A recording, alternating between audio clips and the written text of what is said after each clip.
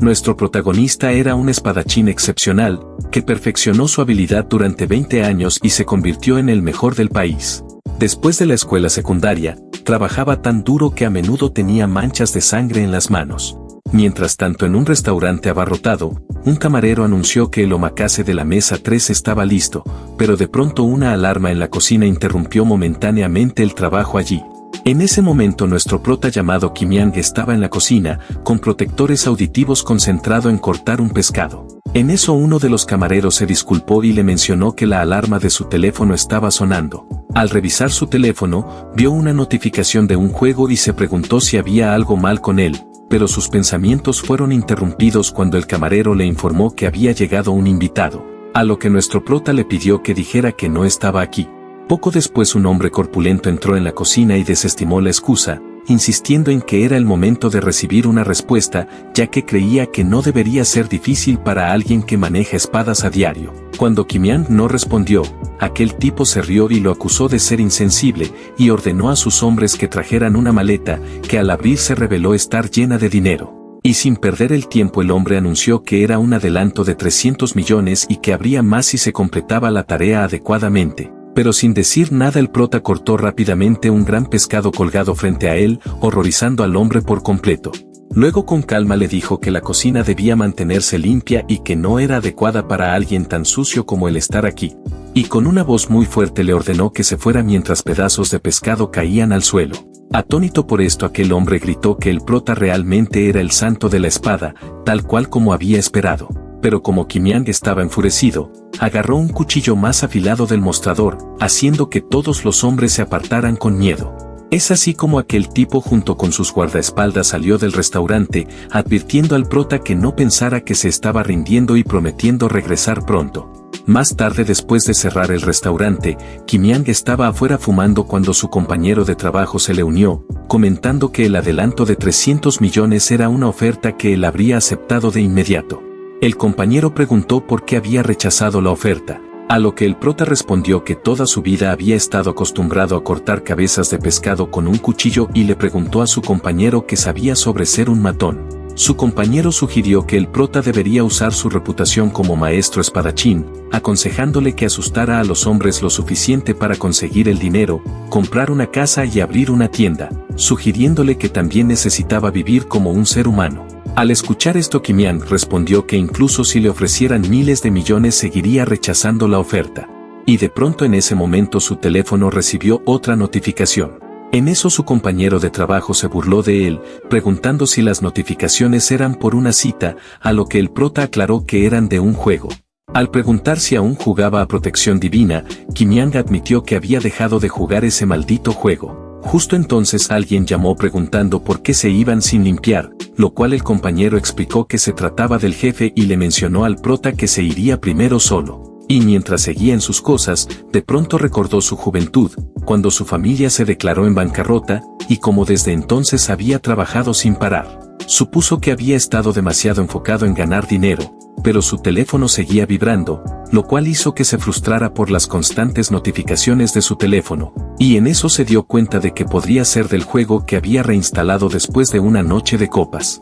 Decidió borrarlo de nuevo y se rió al ver un mensaje sobre la invasión del rey demonio en la academia, sabiendo que eso era algo recurrente. Sin embargo, accidentalmente hizo clic en el juego, el cual se abrió con una canción de bienvenida y le pidió que tocara la pantalla para entrar. Al escuchar esto no pudo evitar sentirse nostálgico al notar que la banda sonora y las personajes femeninas seguían siendo las mismas. Pero de pronto su pantalla del teléfono se volvió corrupta, y antes de que pudiera reaccionar una luz intensa lo absorbió. Poco después su compañero de trabajo salió del restaurante, encontró el teléfono en el suelo y se preguntó dónde estaba Kim-Yang.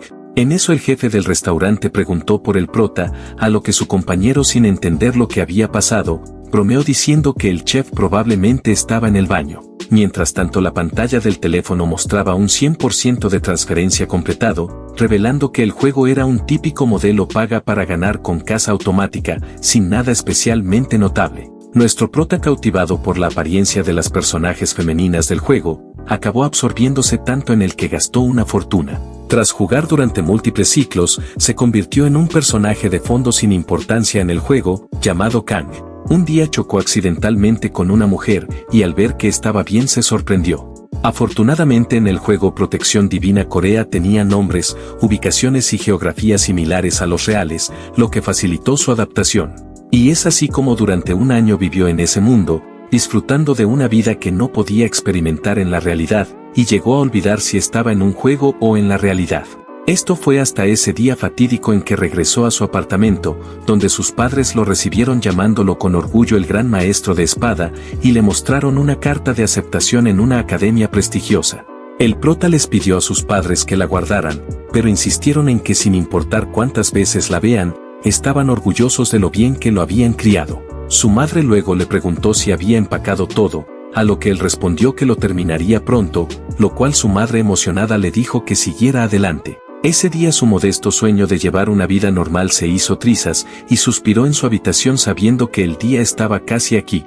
Había preguntado incontables veces si podía evitarlo, pero nada había cambiado. Cansado por esto comenzó a empacar sus cosas pensando en lo felices que estaban todos, así que no podía decir que no.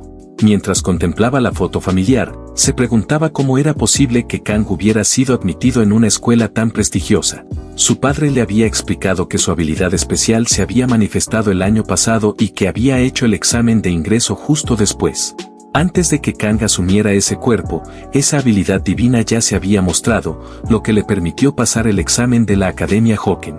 Al ver la carta de aceptación, se cuestionaba si el verdadero Kang realmente era un prodigio. El poder divino era una habilidad especial que los humanos podían usar, algo parecido a las habilidades en un juego. Sin embargo, no todos los humanos poseen poder divino, ya que generalmente se hereda genéticamente. La sociedad se dividía en 3 segmentos basados en esto: los privilegiados, los plebeyos y los pobres. La Academia Hoken nació para mantener el poder de la élite, y aunque se estableció bajo el pretexto de la formación de héroes, desde hace tiempo se había convertido en una escuela exclusiva para familias de clase alta. Recientemente se había implementado un nuevo sistema de admisión para familias que no estaban relacionadas con el heroísmo, y Kang fue admitido como uno de esos estudiantes. Aunque sabía que la razón detrás de la necesidad de héroes era el rey demonio, no podía dejar de preguntarse por qué seguían siendo tan esenciales. Reflexionó sobre cómo este mundo no era del todo real, pero el entrenamiento de héroes para la guerra parecía demasiado tangible, y se preguntaba cómo sería volver a esa vida. En eso invocó su habilidad divina y apareció una interfaz del sistema frente a él que aún le resultaba desconocida. Al examinar la habilidad divina desbloqueada por Kang, descubrió que era inmunidad al dolor, una capacidad que reducía el dolor durante 30 segundos y tenía un tiempo de recarga de 12 horas. Al tener esta información el prota no podía creer que su entrada a este mundo viniera con algo tan mediocre, y cada vez que lo veía sentía una profunda desilusión. Aunque parecía absurdo, recordó la habilidad divina que había recibido al tomar el cuerpo de Kang, la cual se trataba de la bendición del dios de la espada. Esta habilidad tenía una duración infinita y no requería tiempo de recarga, pero solo funcionaba con una espada de menos de 30 centímetros de largo y 5 centímetros de ancho. El prota no podía creer que con una bendición tan poderosa, su nombre Kang, que literalmente se traducía como demonio de sangre, resultara tan irónicamente trivial. Se preguntaba si el destino se estaba riendo de él, ya que nunca había visto una bendición como esa en el juego, y pensaba que la sofisticación de su nombre no hacía justicia a la simplicidad de la habilidad. Resultaba ridículo incluso llamarlo un poder divino, especialmente debido a su condición de activación, ya que si se hablaba de una espada que midiera menos de 30 centímetros de largo y menos de 5 centímetros de ancho, claramente se refería a un cuchillo de sashimi, y se preguntó si acaso estaban sugiriendo que debía cortar sashimi en este mundo. Frustrado por esto se dio cuenta de que la vida rara vez sigue el plan que uno tiene en mente. Entonces se preguntó si había empacado todo, pero de repente recordó que había olvidado su equipo en el juego. Incluso el arma más básica de rango E costaba millones de won, y una de rango C llegaba a cientos de millones.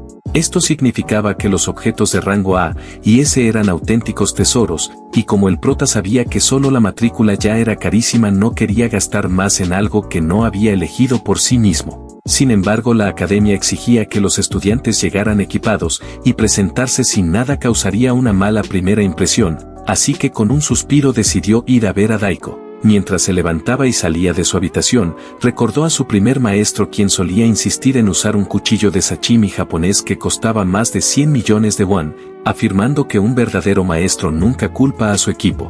En el día de la ceremonia de admisión, cuando se revisaba el equipo de los estudiantes, él se quedó allí vestido con su uniforme mirando al instructor con confusión. El instructor examinó los cuchillos de sashimi sobre la mesa y preguntó si realmente eran sus armas. A lo que él respondió tranquilamente que sí, lo cual el instructor, pensando que se trataba de una broma de los estudiantes de familias adineradas, sintió la necesidad de imponer disciplina. Así que exclamó si acaso la academia era una broma y le preguntó al prota si creía seriamente que un cuchillo de cocina era adecuado para la prueba de colocación en clase. A lo que Kang, manteniéndose calmado, simplemente reiteró que aquella cosa era su arma. Estas palabras sorprendieron al instructor por un instante y comenzó a reprenderlo con tono molesto, pero el prota explicó con calma que era un estudiante de una familia modesta, y que la matrícula ya había sido una carga considerable para sus padres, y no podía permitirse un arma costosa además de eso. Al escuchar su explicación, el instructor notó que su etiqueta de admisión especial señalaba que provenía de una familia no adinerada. Al darse cuenta del desafío financiero que representaba la matrícula, el instructor se sorprendió, ya que le parecía increíble que una institución que se enorgullecía de ofrecer igualdad educativa rechazara a un estudiante tan honesto. Luego Kang habló con seriedad y dijo que echarle la culpa al equipo es algo que solo hacen los novatos. Al escuchar esto, el instructor quedó momentáneamente estupefacto, ya que este mencionó que un verdadero maestro nunca culpa a su equipo.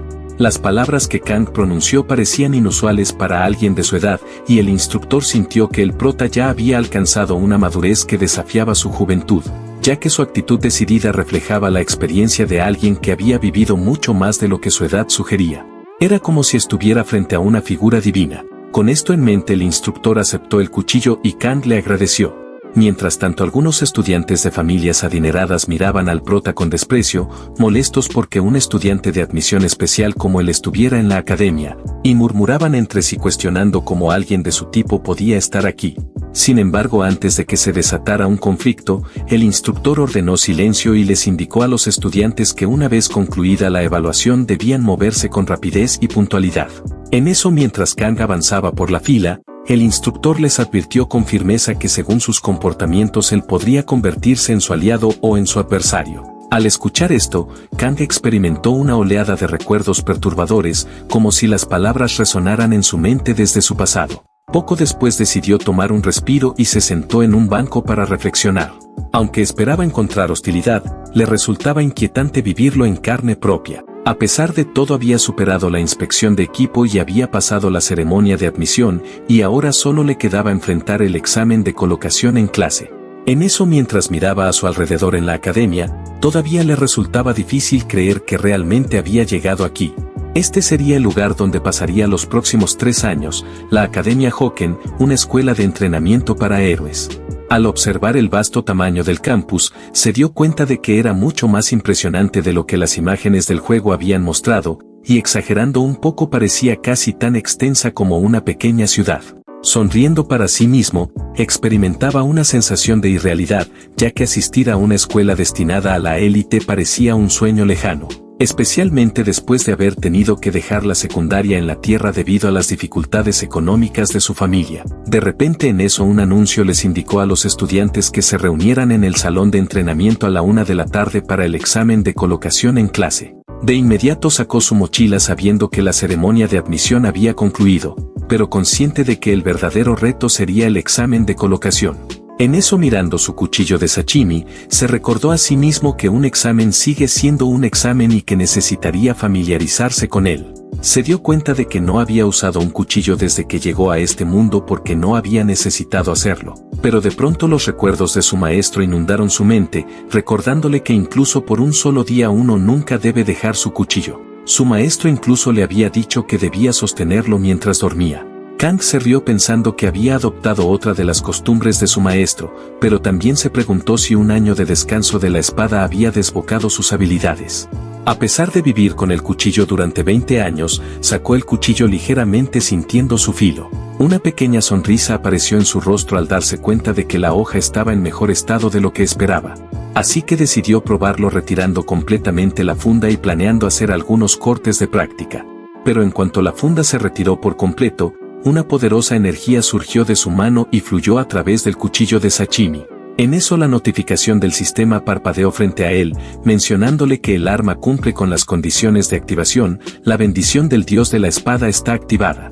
Pero justo cuando procesó eso apareció otro mensaje, informándole que el nivel del cuerpo físico y del arma es demasiado bajo, y se informó que se activó la supresión para iniciar sincronización. Atónito e incrédulo apenas podía pensar todo lo que había hecho era sacar el cuchillo, y sin embargo la bendición del dios de la espada ya se había activado. En eso el sistema mostró un mensaje mencionándole que la sincronización se ha completado, y le deseó mucha suerte. De repente sintió una ola insoportable de poder y gritó de agonía mientras la bendición del dios de la espada se activaba dentro de él. La energía recorría su cuerpo, causando un dolor insoportable, y sabía que si continuaba moriría, pero el poder no se detenía y todo lo que podía hacer en ese momento era soportar. De repente una luz intensa y deslumbrante estalló frente a él.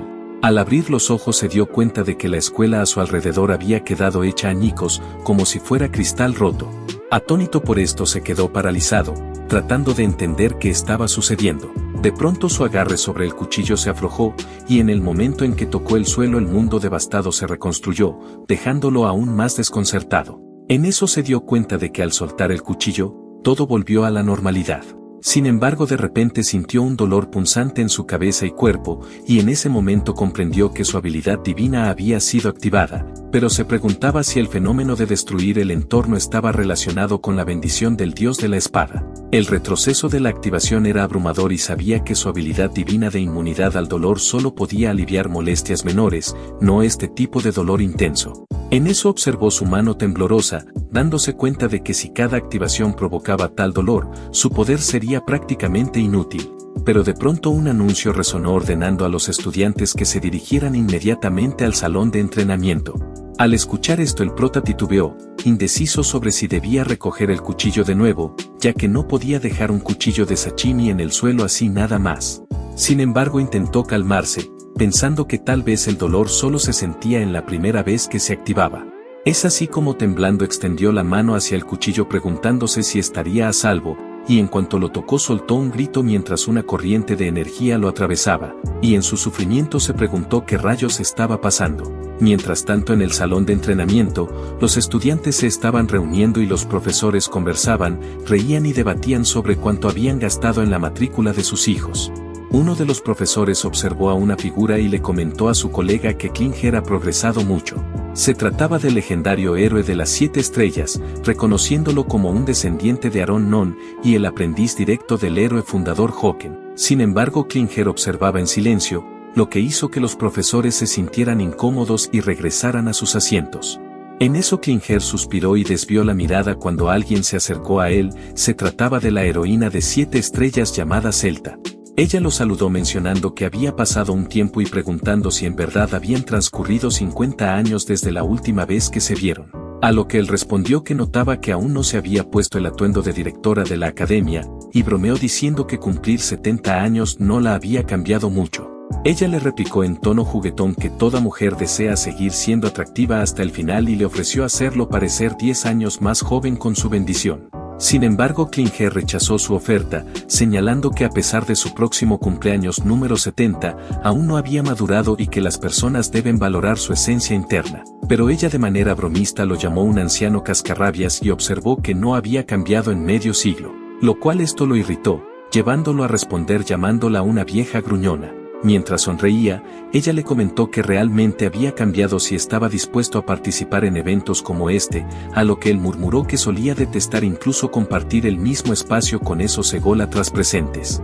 Al escuchar esto ella supuso que su nieta debía ser bastante atractiva para convencerlo de asistir. A lo que Klinger permaneció en silencio y comentó que parecía que el evento estaba a punto de comenzar. Mientras tanto en el centro del salón de entrenamiento, los estudiantes conversaban y se presentaban entre ellos. En eso el prota observaba en silencio, y se preguntaba si era el único con Knimbeyalo negro y si era el único admitido en una categoría especial entre los nobles. Recordaba cómo los estudiantes durante la inspección de equipamiento lo miraban con desprecio, y el recuerdo hizo que Kang se sintiera pequeño y fuera de lugar. Pero de repente la atención de todos se volcó en la entrada de una figura deslumbrante. Se trataba de Ninbella, nieta del emperador de la espada y protagonista del juego. Cada hombre que ella cruzaba parecía cautivado, pero el prota sabía quién era en realidad. El subespacio creado por el héroe Valo Joken era una dimensión paralela a la academia donde las reglas del mundo real, incluido el asesinato, no se aplicaban. En eso Klinger le preguntó a Celta si el evento era una batalla real en el subespacio, a lo que ella confirmó que las batallas aquí eran una tradición de la escuela. Sin embargo, mencionó que este año el formato del evento era algo innovador, ya que se trataba de una batalla real donde los participantes se dividirían en grupos de 10. Al escuchar esto, Klinger explicó que esto convertía el evento en un juego de supervivencia, lo cual Celta aclaró que no habría restricciones sobre el equipo que podían usar, pero Klinger apuntó que eso solo beneficiaría a los que tuvieran mejor equipo. Celta rápidamente le pidió que no lo mencionara, explicando que había hecho todo lo posible para ajustar el sistema, y añadió que le gustara a quien le gustara, la academia estaba en gran parte financiada por la nobleza, y había enfrentado muchos obstáculos para implementar el nuevo formato.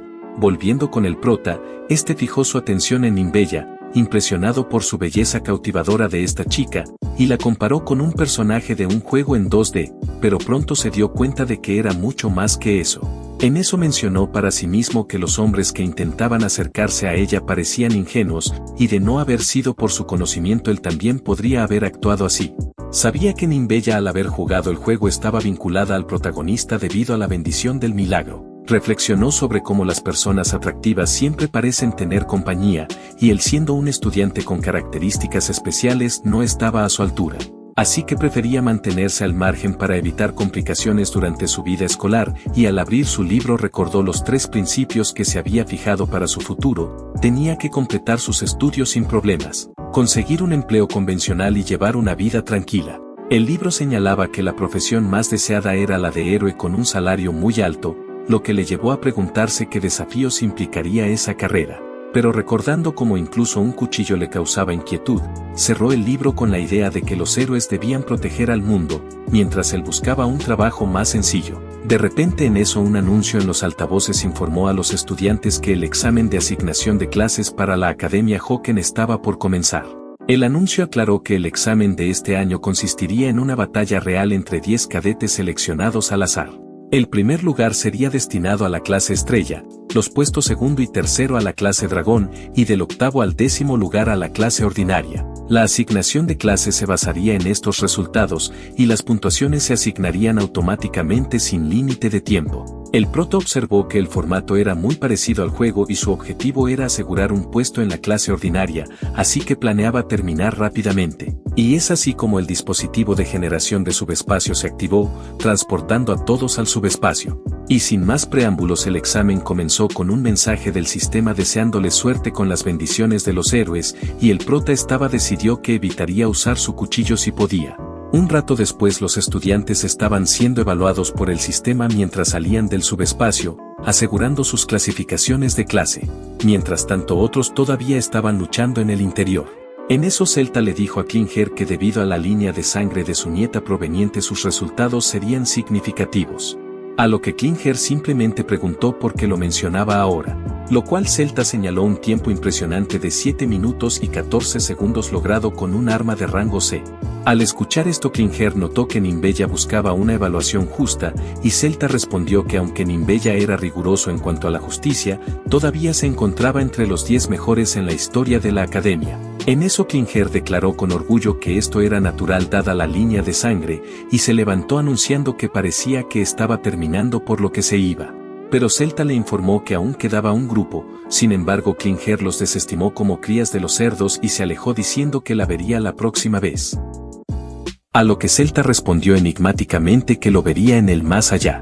Pero de repente una poderosa sensación detuvo a ambos en seco y todos la sintieron. De inmediato Celta preguntó a Klinger si también la percibía, y él respondió que era increíble. Rápidamente escaneó el escenario y los alrededores, notando que no había un lugar en todo el edificio donde no se sintiera esa sensación. Luego una vez más experimentaron una oleada de inmenso poder y de pronto vieron el subespacio sobre ellos rasgarse. Ambos quedaron en estado de shock mientras presenciaban cómo el subespacio se desmoronaba en pedazos, y de pronto 2 estudiantes fueron lanzados desde él, dejando a la multitud atónita.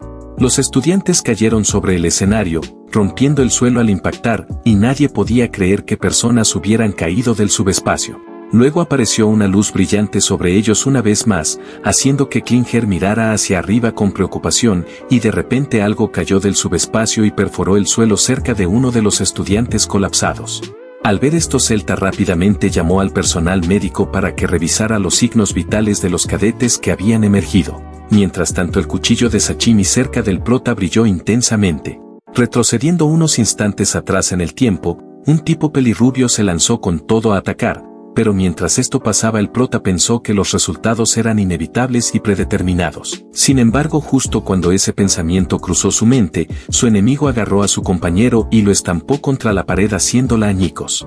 En eso Kant miró a su escuadrón, dándose cuenta que lamentablemente había quedado atrapado en el escuadrón de la muerte, y sabía que sus enemigos eran los infames gemelos de la maldad de la familia Rey de Hierro, uno llamado Mahun y el otro Machun. Aunque poseían talento innato, su brutalidad y engaño no conocían límites. El prota estaba furioso de que esos tontos estuvieran jugando con ellos durante 30 minutos, y se preguntó si parecía tan débil que ni siquiera valía su atención.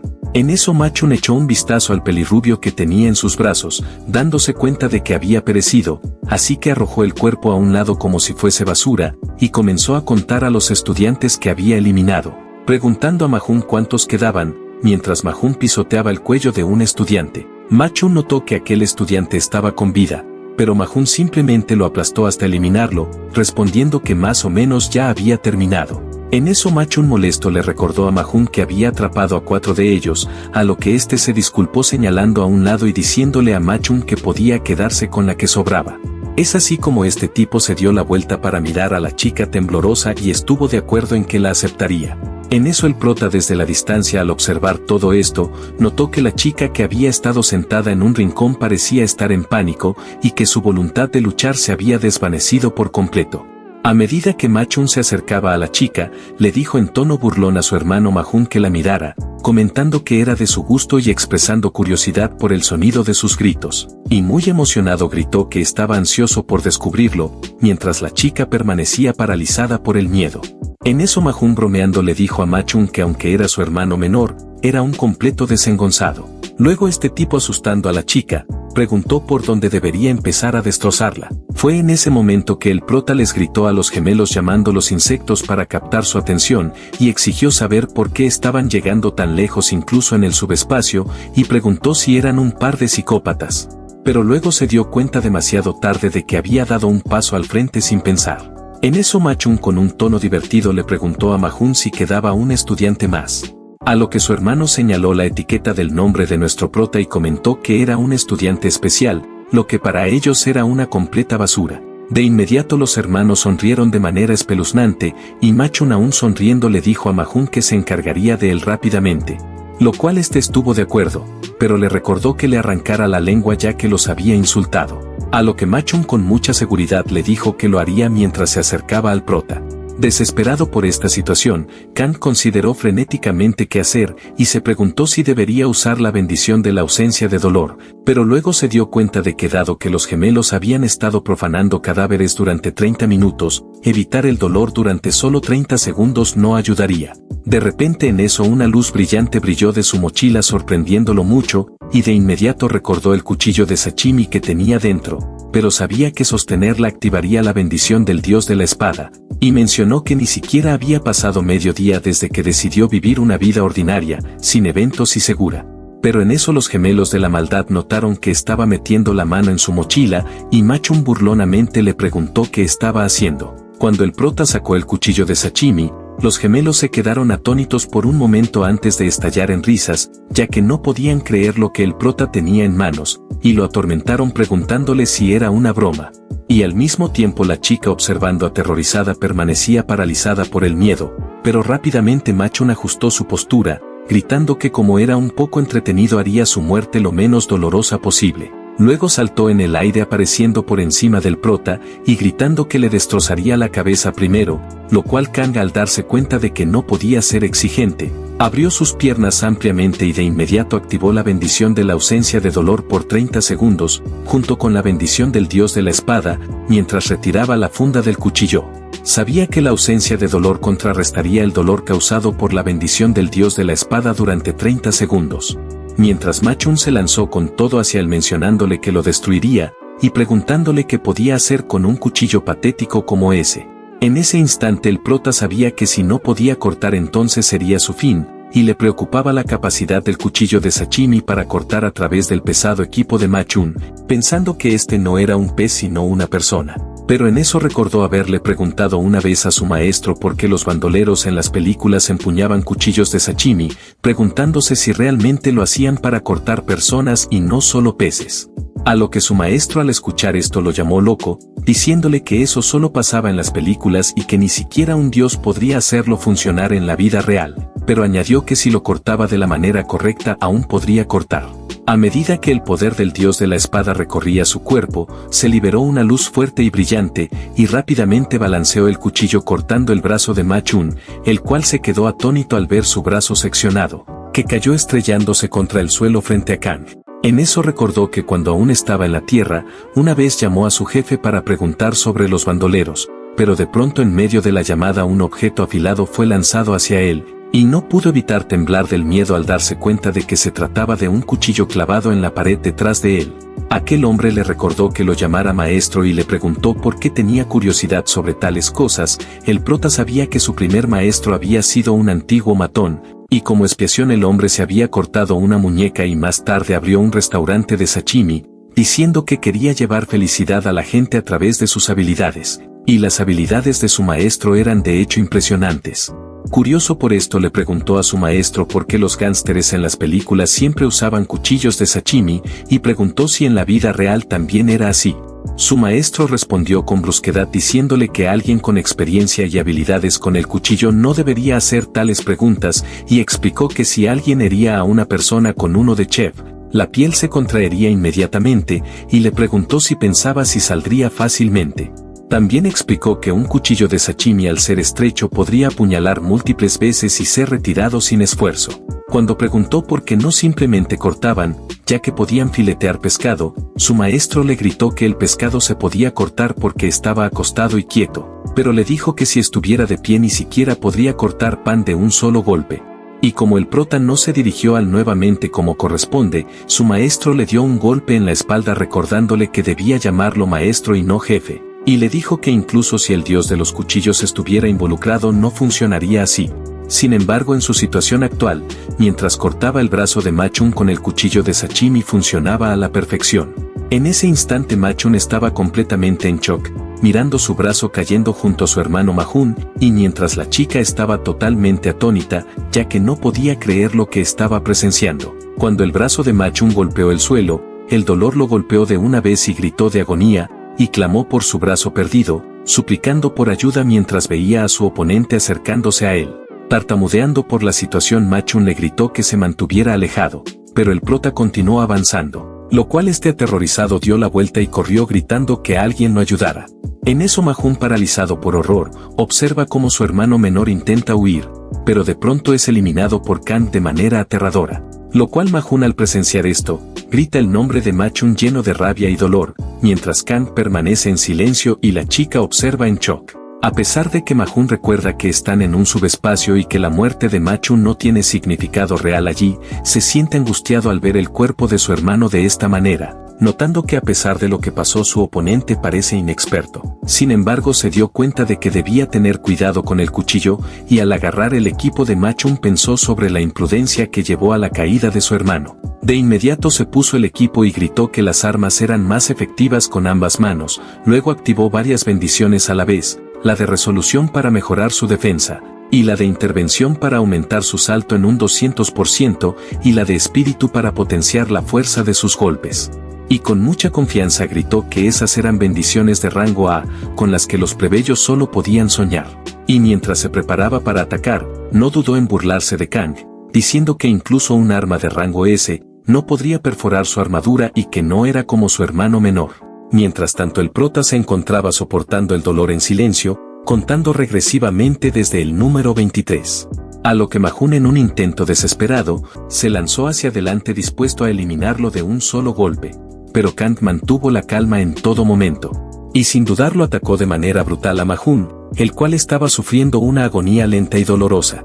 Mientras esto ocurría, Kang continuó su cuenta regresiva sin alterarse, y en su último momento Mahun se preguntó qué tipo de ser era su enemigo.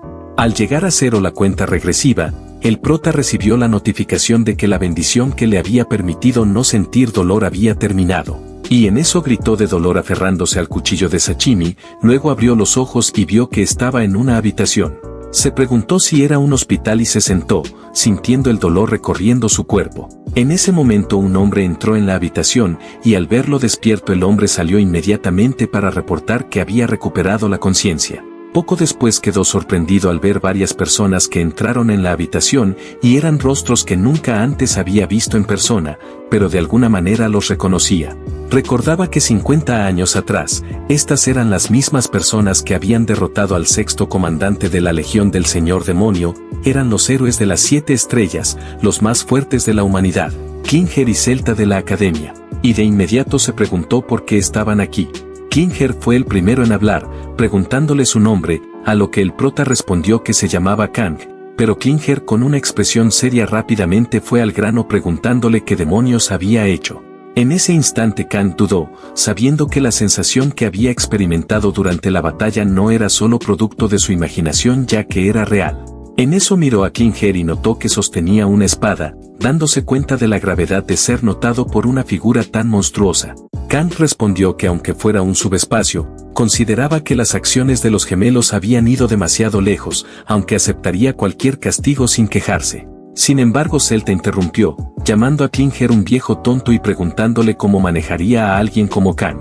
Luego se inclinó hacia el prota y le dijo que a pesar de la dureza de Klinger, había sido él quien le había ayudado mientras estaba inconsciente, y con un tono juguetón le pidió que le diera un respiro por el bien de su apariencia.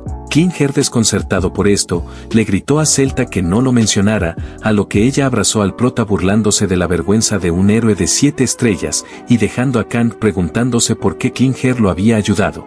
El prota finalmente entendió por qué se sentía tan ligero, mientras tanto Celta emocionada explicó que habían visto grabaciones de lo sucedido, y que Kang al lanzarse para proteger a un estudiante se había convertido en el príncipe de sus sueños.